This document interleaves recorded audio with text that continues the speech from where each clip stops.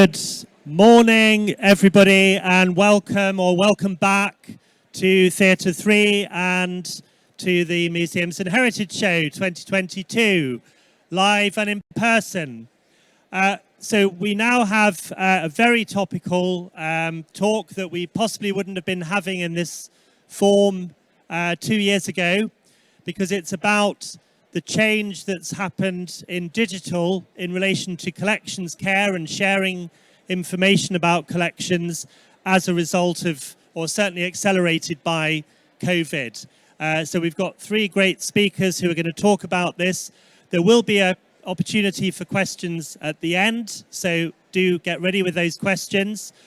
Just to let you know also, we are recording the speakers, so if you can't hear everything they say, there will be the opportunity to listen back after the show.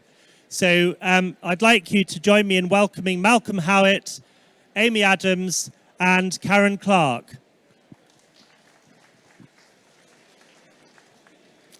Thank you, Stephen. Can you hear me okay? Yeah, excellent. Okay, so thanks so much for joining this session. I hope you find it useful. As you can see from the title, it's called The Changing Role of Collections Data and the New Digital Agenda. I'll just introduce myself first of all. My name is Malcolm Howitt. I'm the Vice President Sales for Axiell, who are a supplier of collections management systems and other services to the heritage community. My co-speakers are... Can you... No, it's okay, I'll use... Hello, there we go. My name's Amy Adams, and me and Karen are from the National Museum of the Royal Navy, and my role is as the collections information and access manager. So I really look after all of the library, archive, photographic collections, but also all the data in our collections management systems that kind of go with that. So anything that either contains data or needs to kind of store and or push out our data, I guess. And my name's Karen Clarke. I'm the Collections Information Coordinator working for Amy at the National Museum of the Royal Navy. Thanks, Karen. Okay, so I'm going to start off with a little bit of background from the vendor perspective. Vendors in this sector, like Axiell, are aware of some of the challenges that collecting institutions have faced over the last few years. We understand we're all going through a change process. Things are changing and evolving in the institutions we work in. There's also a growing need to embrace digitization. You know, that was happening before COVID, and it's happening now. There's also a need to make content more visible and available. You know, historically, we've had lots and lots of content sitting there in physical format, not really manifesting itself in a digital way to public consumption. And that lack of public visibility has been exacerbated by what's happened in the last couple of years. There's also a greater client expectation, and that goes in two steps. It's the expectation of you as Axiell's clients, but also of your end users as well. There's more expected of the service we're trying to deliver. And it goes without saying, we're all trying to do this on reduced budgets, sometimes significantly reduced budgets. And for those who've managed to come through the last couple of years, it's still a challenge to rebuild services with the resource that we have. But it's also important that vendors like ourselves support this change through investment. We invest heavily in R&D and product development because that's a key part of making sure that the service we give you allows you to develop your service to your users. But there's a shared benefit, I think, for both the customer and the vendor. And that includes things like system evolution. We evolve the system to make sure it works in the way that both parties really need to use. It gives a sustainable solution. We have to be sustainable going forward, otherwise it's false investment for everyone. Collectively, we embrace the digital agenda, both in the tools we provide and the services you then push on to your end user. And all these enhancements will help the user community. And I'm not talking about you as our user, but that outside community. It's all about trying to make content more visible, better used, and more engaging. I think it also helps customers to share that digital content so that collections are much more open and available. So that we understand the challenges we faced recently. I think as a vendor, we're supporting our clients and able to push that digital agenda forward. Now I'm going to pass on to Amy now to talk about how this has impacted the museum. So Just going to go through a bit of background as well about us at the National Museum and how we've got to where we are. So one of the big things that happened is that actually originally we were all individually smaller museums to do with the different branches of the Royal Navy, and we came together into one larger organization, and sort of the staff behind the scenes then also merged together in around 2014. So we suddenly went from kind of smaller institutions doing their own thing with specialized curators to kind of a much bigger team that suddenly had this big collection we had to bring together with national significance. So one of the very first steps that we took, or I took, if you want to own it, is to bring our collections management system together into one, because each of the sites had a different collections management system. They had a different way that they recorded the collection, different data that they were capturing, and then even within each institution, they probably did things slightly differently depending on what curator was working on it, etc., and the type of collection. So that was a really big step for us, and we accomplished that in 2015, and we ended up with one really centralized collections management system. And from there, the push was really on to kind of make that a central point for us, that this was the tool that would allow everybody to access whatever they needed to know about our collection. So internally, whether that's registrar information, loan information, exhibition information, and really starting to kind of drive the use internally from our curatorial and collections team to really kind of see this as the one-stop shop for that information, because we were suddenly asking as well our teams to work across various sites. We still had collections stored in very different buildings, and we really wanted them to be able to have that information in one place, and it was really important for us to really bring that collection together. So even though physically it wasn't together, the data and the information about that system and that collection was in one system in one place. And it really made a big difference for us because, for example, we would have an individual who'd served in the Royal Navy and originally started as a Royal Marine, but then would have transferred and worked in the Fleet Air as part of their service. So the individual museums, we might have had objects that related to them in the Royal Marines Museum, but then also the Fleet Air Museum, and the importance of bringing that information together, and so we could connect those stories and that piece of the picture together into the one system was really a big move for us. We also brought in a single data standard because I'm sure, as many people in the audience know, you're only as good as your data. There's not much you can do with it if it's not kind of very good. So we really started to drive, and one of the big things we did was write a very long data standard, which I think all the collections team are very sick of seeing now because it's extremely lengthy. But that really to kind of get things moving forward, that everybody was working to the same template, that then data was searchable and we could find it in the same way, and really to kind of bring those pieces together so that even volunteers we had working on our system were working to the same format, and meant that that data was hopefully more usable going forward. So that's where we started. We then, life is now broken up into pre-COVID and post-COVID. So what was kind of then happening for us pre-COVID? Digital was a really big ambition for us. It was talked a lot by different people and stakeholders in the organization. It was understood that it was important, but I would say that 9 times out of 10, the physical exhibition or the physical work is kind of what came first. Digital was sort of the secondary thought. As much as possible, we tried to build it into other projects where we could, but it was really the physical end result that was kind of where our goals and our strategy lied at the time, and making and wanting people to come to our physical sites and see the kind of collections in that way. And that's the way we were headed. We did complete some digital projects. One of the ones was we did start to get our collections online. So when we merged our databases together, we also bought the portion of our AdLib system, the Axiell product AdLib at the time, the portion of it that allows it to publish online. So we had purchased that at the time, but hadn't used it.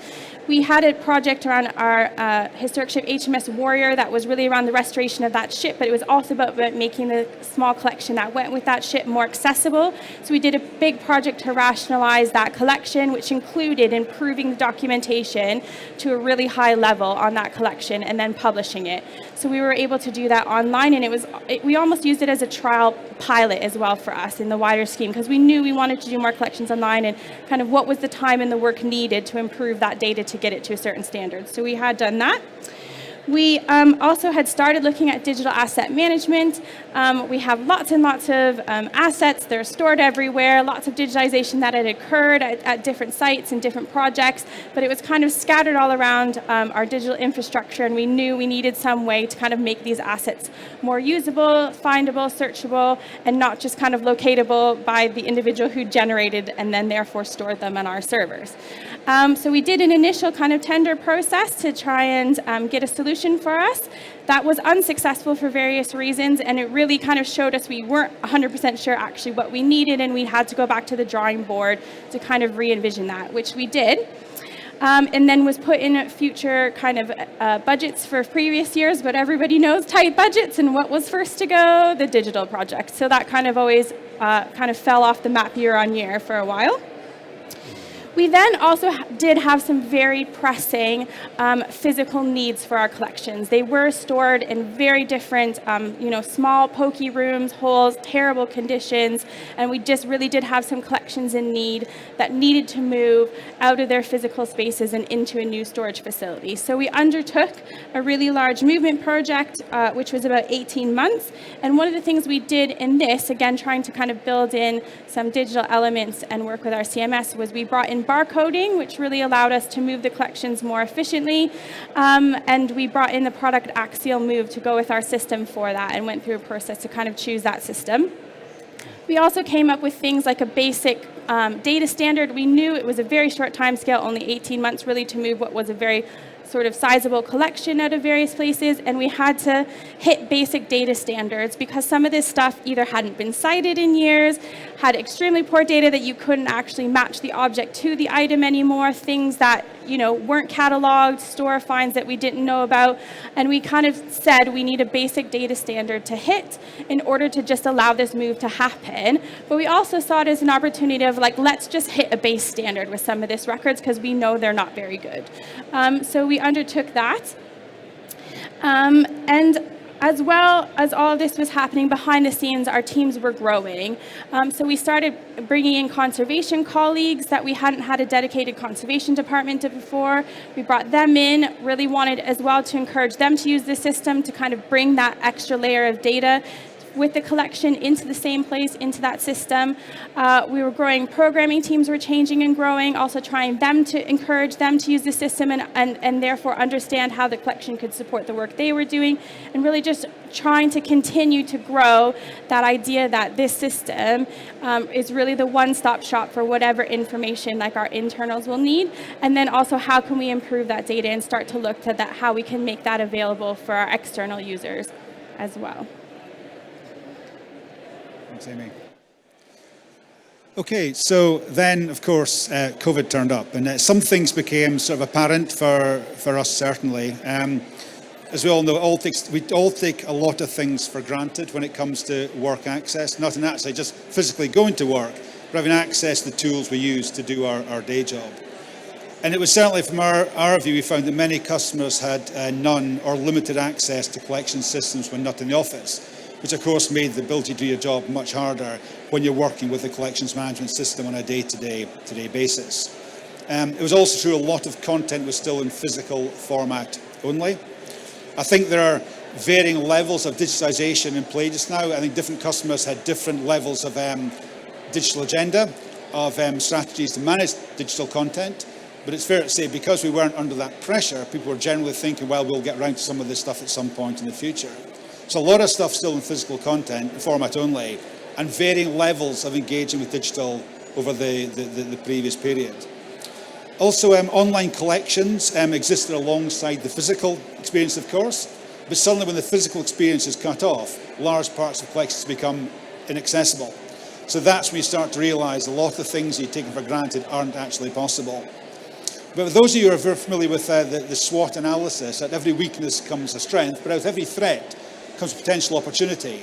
And I think the threat of not being able to engage with and use collections raise opportunities for some organisations to reassess their digital agenda, the digital process. And Karen will talk a bit about what they've done in the museum, Navy Museum, to address that. Sorry, there's just one more slide.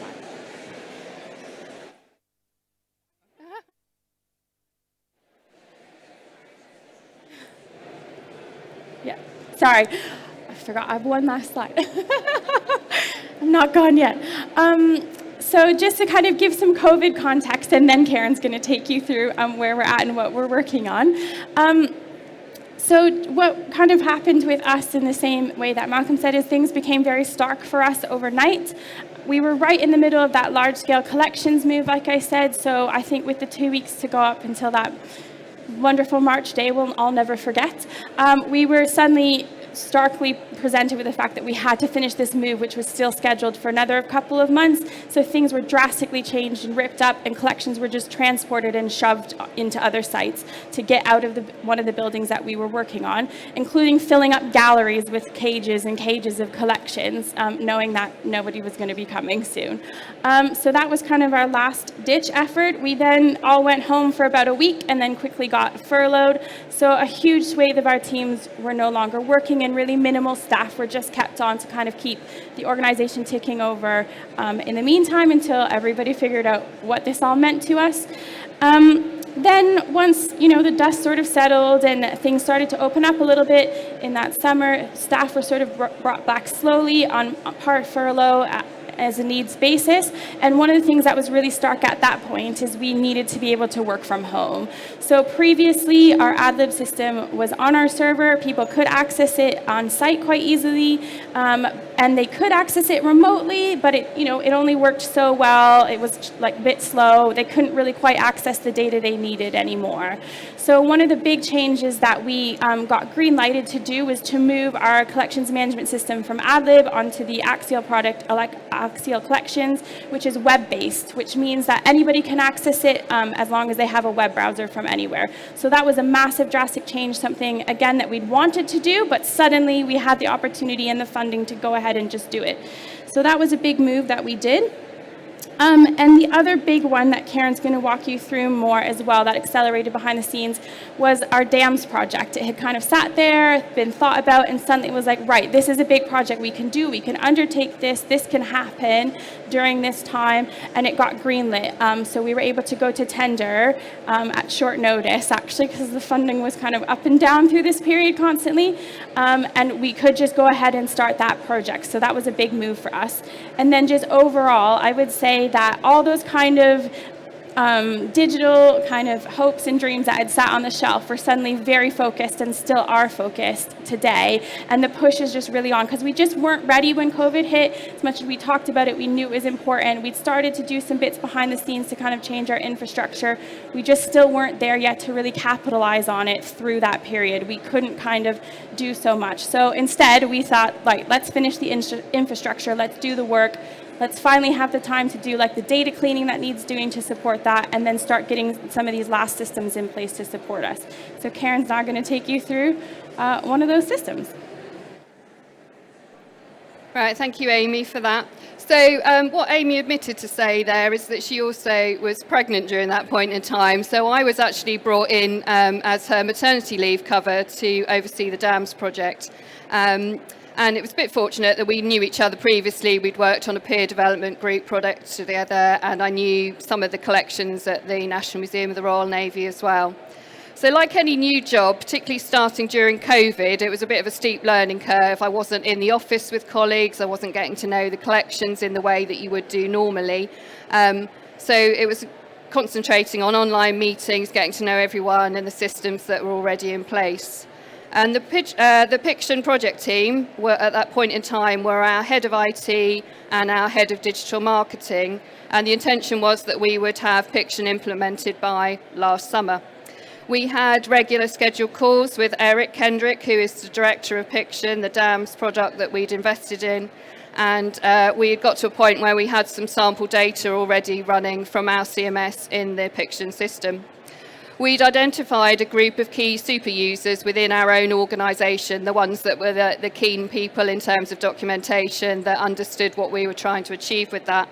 And they were going to be our system champions. And they'd already done some work preparing our digital assets for us, and were going to test the ingest process and work out our workflow timings, etc. So as Amy said, there was this real sense of expectancy about all the benefits that Piction and having a digital asset management system would bring to the curatorial team, but also to the wider organisation. And the aim was very much that the dams would become embedded in the whole organisation, so that it would improve the visibility of our digital assets, our rights management work, our workflows, and our collaboration amongst other teams. So we were all set to make some real inroads on our digital assets and access to them during 2021. We'd already done a digital asset scoping exercise to set out the proposed project outline, and it confirmed the enormity of the task to deal with the historic assets that are spread across the various folders on the server. And this was the basis for our prioritising the ingest of assets into the digital assets management system. It was based on a number of factors such as the use and relevance of the collection, the copyright status, whether that was known or not, potential future programming and exhibition requirements. And we identified some quick win collections that would be ingested where we knew the records contained not only good quality data, but good file names that met the standards required. But we did know that there were areas that we needed to address in terms of our rights management. And we had issues around file naming conventions, duplication of assets, and storage of assets as well. And as Amy has said already, assets were stored all over the place on our shared drive, both in accessible locations, but also duplicated in people's personal storage locations, where they found them useful to access, but no one else could actually find them. People have become very reliant on that, and there wasn't necessarily a logic to where things were stored. And for the dams to work well, we knew we needed a real culture shift in terms of how people were going to rely on Piction rather than on the existing storage system that we had. So a number of factors then came into play last summer. Firstly, and you know how it is, we were all set with our work programmes, we knew what we were focusing on. Then we were told that actually we had to deliver the move of a whole museum collection, including objects, archives and library material at short notice, with a deadline of completing the physical move by the end of August. The tight timescales and the requirement to fully catalogue this collection within the financial year diverted our resource away from the dams project, and the team that I thought I was going to have supporting me working through the digital assets were actually moved on to this other project, which has given us additional backlogs for the team alongside all the other work that they're working on. Like all organisations as well, with COVID, it continued to affect the work programmes and our staff resources. And although the team could work on improving asset file names, they were heavily reliant on the accessibility of Axiell Collections and Axiell Move to implement the move of the museum collection. Also had frustrations around access to our IT and when we had some downtime relating to the upgrade. In terms of copyright, when assessing the digital asset scoping register and the Axiell Collections records, it became apparent that for many of our assets, we don't have that copyright information. And to add to this, the work that we'd done previously had not been agreed by the trustee board, and there was a need to update our procedures and determine the organisation's stance on making the collections accessible online before we could go forward with that. So we've been doing some work on that in the last year and are now in a process of formalising our copyright strategy and procedures.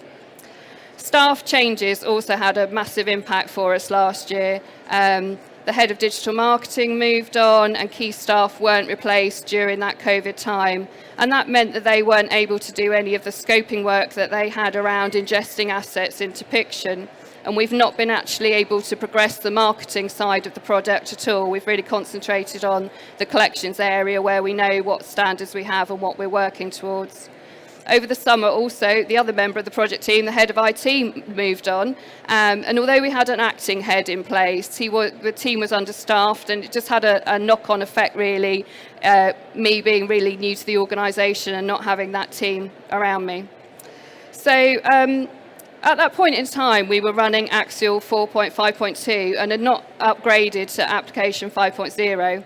And Amy had programmed this in for January this year, but had initially felt that we should stagger the move while we concentrated on implementing the dams. It soon became clear, though, that actually Piction would prefer us to implement the upgrade sooner so that we could run the system with the latest version, rather than we'd having to port back out to our version and then upgrade again in 6 months' time. And we also had to take into account that, like many systems, we started off with it out the box, but we've customized, we've changed fields, we've changed menus, we've changed windows around it. And we needed to make sure that the new application would definitely replicate everything in 5 that we had in the previous version. It was also agreed at this point in time that we would upgrade the Axiell Internet Server to version 6 to tie in with our website update that we were aspiring to do and to improve our collections portal. So over the summer, we did a pilot to ingest some of the quick win key assets, and this resulted in approximately 20,000 assets being ingested out of just under the 1 million collections images we had listed in our digital assets register. And that's just collections images. That doesn't include all the marketing, all the other shots that we have stored on our system. And Piction also undertook work to provide a one-way integration to ingest Axiell Collections data with an XML feed to inherit the metadata from our existing CMS. Although this was very helpful to continue with the ingest of digital assets as a pilot, it did mean that we were unable to properly test the system fully and see how duplicate or incorrect file names were dealt with, as the system needs to obviously correctly match images with records in our collections management system. And with the amalgamation of so many separate museum cataloguing systems that Amy's already mentioned, there are a variety of file naming issues for us to address within the system. So the decision to upgrade to Axiell 5 had further complications for us. It meant that Axiell actually treated the upgrade as a new project, which had an 8 to 12 week lead time. But then we discovered that actually our current servers needed to be upgraded as well, so that we could use the latest system of collections and do the web upsite. This took time for our IT department to resolve, and we were not ready to proceed with the upgrade until January this year. Fortunately for me, by this point in time, Amy was back from maternity leave.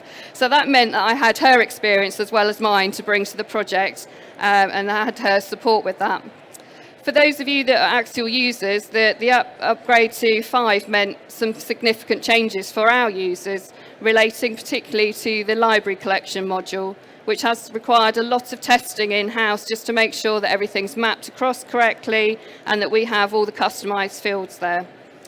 So where are we at with the project at the moment? Piction have further developed their product integration with Axiell and have been completing their testing phase, and we're pleased to say, very timely, that they're due to perform a test integration with our system this week. So then we can enter into our own phase of testing, check that our proposed workflows for curators and other members of the team will work, and check for inconsistencies with our file naming and metadata. We then plan to roll out the system to our users, providing training and specific workflows for tasks in hand. And when the system goes live, the intention is that all new digital assets created will be stored directly in Piction. And then, as part of our project plan, we will develop the ingest of the historic assets that we have stored over the drives. So there are a variety of features that we're keen to use in Piction relating to workflows. One is the ability to create workspaces to store selected images and pin them to the screen. And the user can then curate a group by adding images to the workspace, which will be helpful for us for planning exhibitions. It also opens up some really good possibilities to share groups of images, both internally with colleagues and externally with designers. Other features include creating a usage clearance or image request form stating the reason for use and the date required, or initiating photography request forms. And these requests will be managed by key authorised staff who will be alerted by email about the workflows. So the intention now is that once we've got that in place, we're going to roll out Piction across our departments, looking next to actually engage with our conservation colleagues with the ingest of their digital assets. As we've mentioned earlier, we've found that over the last few years, their dependencies on Axiell Collections and Axiell Move have grown considerably. And the more our users use Axiell Collections and see the benefits of doing so, the more they want from the system. So there's this inherent cycle of demand. Colleagues have also joined our workplace from other organisations where they have used AdLib or Axiell Collections before and bring with them shared ideas and knowledge about developing aspects of our system. We're obviously really excited to see Piction finally integrate with Axiell Collections, but this feels like just the beginning in many ways. The project has lost some impetus over the last year due to the various pressures that I've outlined, and we need to invest that energy now to kind of bring the team back on board and roll it out across the organisation and bring all the other departments on board. Application 5 also brings with it various new features, and we are looking forward to exploring the potential of these. Our registrar is particularly interested in seeing how the acquisitions module can improve shared communication and workflows for the curatorial team dealing with new object offers. Like a lot of museums, there's been a tension between making data and images available online, balanced with ensuring they're of good data standard. COVID has accelerated the desire to get more out of our collections online, and we're looking to create robust workflows relating to our rights management. We're also launching a new research access service and looking to develop our workflows there around facilitating requests and evaluating the use of our collection. With the current Piction setup, we've been able to take advantage of some digital preservation features such as checksums, but we do not currently have the full module, and that may be something that we invest in further down the line. But once the system goes live, we'll be able to move image storage locations as assets are ingested. As to date, we've had to keep them where they currently are so they're accessible to the wider team. So we're currently exploring with our IT department how best to store our preservation copies. This is crucial to ensure that we retain the highest quality version of the asset and can confidently weed out duplicates from the server going forward. So in conclusion, our continued investment in Axiell products has opened up both new opportunities but several challenges for us over the last year, but we're definitely looking forward to seeing where these take us over the coming year. Am I back on? Thank you. I'm just going to finish off with a couple of minutes of a diagram that we call the Axiell's cultural management ecosystem. I think this reflects something that vendors like Axiell should be doing, or indeed must be doing, to allow our customers and users to make better use of collections data, have more integration with the data, but also use it to push content out in new and innovative ways for your customers. In the diagram, that blue circle around the middle shows the sectors that people like Axiell tend to work in. It's museums, archives, libraries, and in schools as well.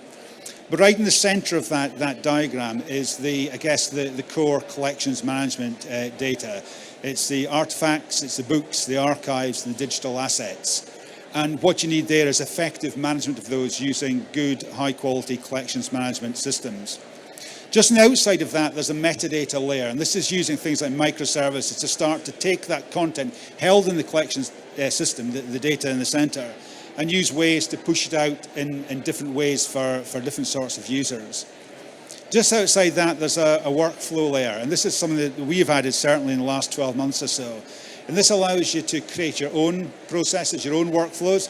So rather than being restricted by how the collection systems tell you to use it, you can now build your own processes to work the data in the way that you want to.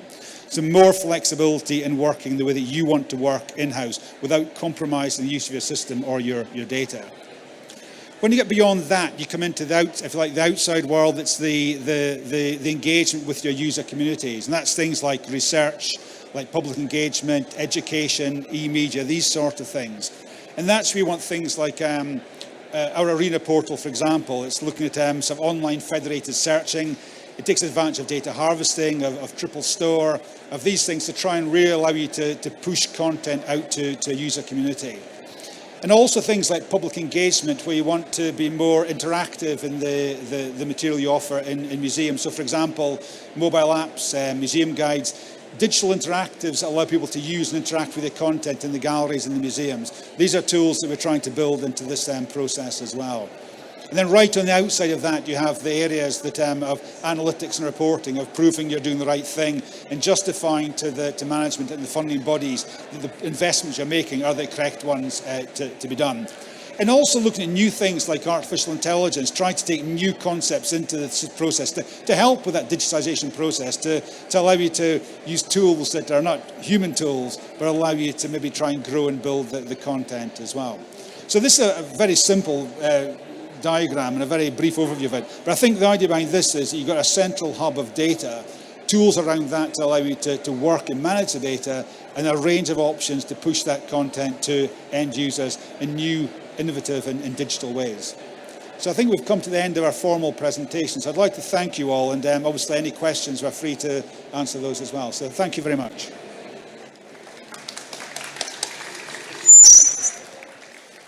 Thank you very much, Malcolm, and also to Amy and Karen. Wow, that was very informative. Do we have any questions? Yes, just bear with me, I'll bring you the mic. Hello, I was just wondering, can your Axiell system be integrated with HBIM so engineers and architects and managers can use it for the facility as well?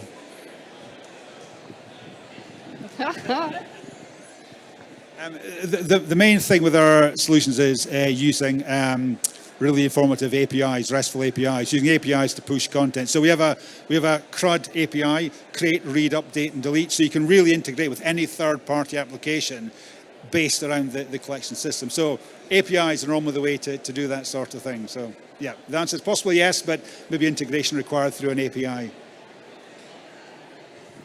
Thank you. I have no idea what either the question or the answer meant, but thank you for the question. Any more questions? Yes. So you spoke about a one-way integration from Axiell Collections feeding data into Piction.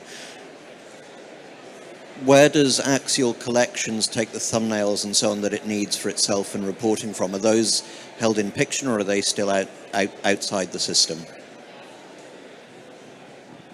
Thank you. Sorry, team over you. Who's answering that? Yeah, so last year we just had the one integration because we didn't have the product fully implemented, but actually will be a bi-directional integration between Axiell Collections and Piction. The intention is that the current images in Axiell Collections will be drawn into Piction, and then any new assets will be put into Piction and being drawn back down into Axiell Collections. Yeah, but generally the media files are stored within Piction, and they're rendered in Axiell Collections through a URL or through actually physically displaying it. Yeah, but Piction is the digital store. Yeah. Again, much too intelligent an audience and speakers for me. Thank you so much. I've got one, what you might recognise, Malcolm, as a daft laddie question, which is, I mean, the whole thing, the project, all the challenges, the pitfalls, sounded like an absolute nightmare. How do you get started? What would be your top tips for anyone who needs to do this but doesn't know where to start? I'll do that one. Where to start, because we started twice. I'd say the one thing we really missed, particularly with the digital asset project, which I wish we'd done the first time, and that I think that tender process would have been more successful, was really understanding what we needed. We just knew we needed a dams, but you know that there's more to that than just needing a system. And so really go through and like quantify like specifically what you want to get out of the system. So really know, like, are other departments going to use it? Are you just going to use it? What are you going to integrate it with in the future? And really know those specifications, and then also take the time to go out to potential suppliers and really do the research of what's out there, because I think we probably understood a little bit of what we wanted, but we needed to quantify it more, but also we didn't know what was possible. And I think sometimes, particularly when you're like acquiring a new system, you can get sidelined by all the fancy bells and whistles sometimes, which sound great, but actually you need to go back to that list of requirements and say, did I actually need that? Is that really the system for me? Because you kind of get pulled into the like, oh, that sounds great.